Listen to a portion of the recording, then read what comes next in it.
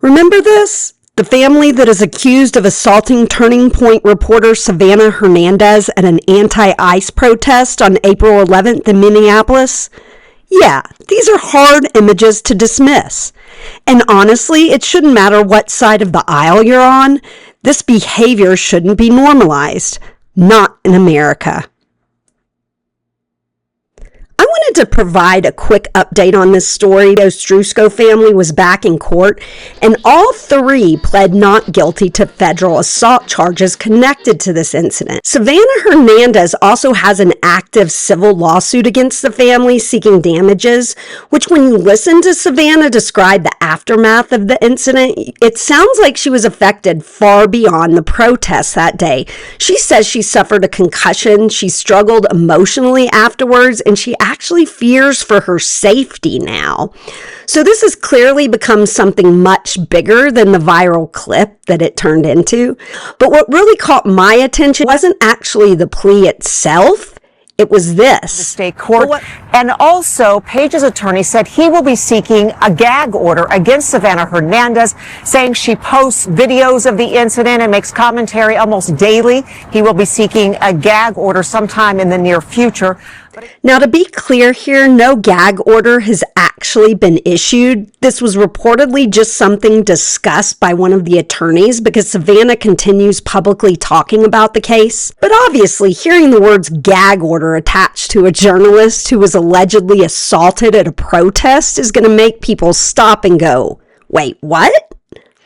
And I looked a little online, and she did post a video on YouTube, but otherwise it's been more about sharing and posting things on X that I could see, but I just did a little looking there.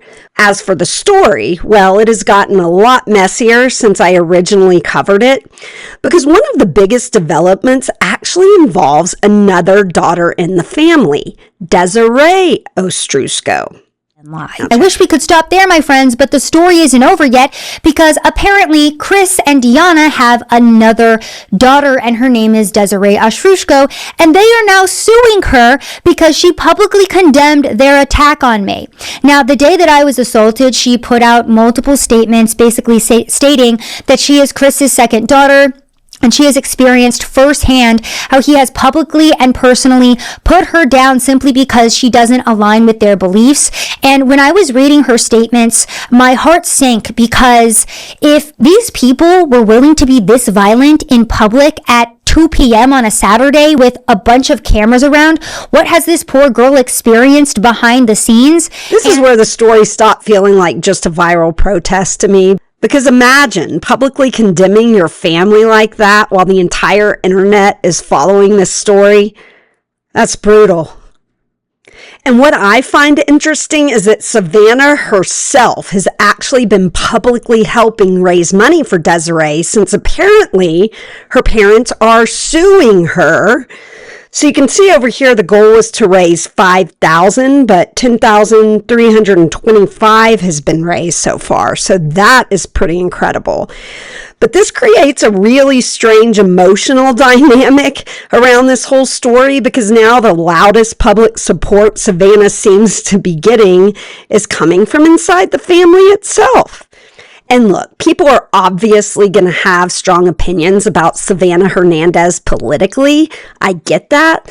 But I think what bothers a lot of people about this case is just how quickly the political rage in this country continues to escalate. I mean, this started as a simple protest. It led to a confrontation. Now we're looking at federal charges, a civil lawsuit, alleged family infighting, and a daughter publicly breaking with her own family. That's a lot to take in. And I think this story stopped being about politics a while ago. At this point, it feels a lot more emotional with courtrooms and social media, lawsuits, protests, everything happening all at once. And regardless of politics, I think most normal people look at this situation and think, how did we get here? I know I do. And I'd really like to know your thoughts, so please drop them in the comments below. And that wraps up another one. As always, please like, subscribe, and comment if you enjoy the content. This is a new channel. It will help me grow. I hope you all have a blessed day. This is the Bleeding Heart MAGA signing off.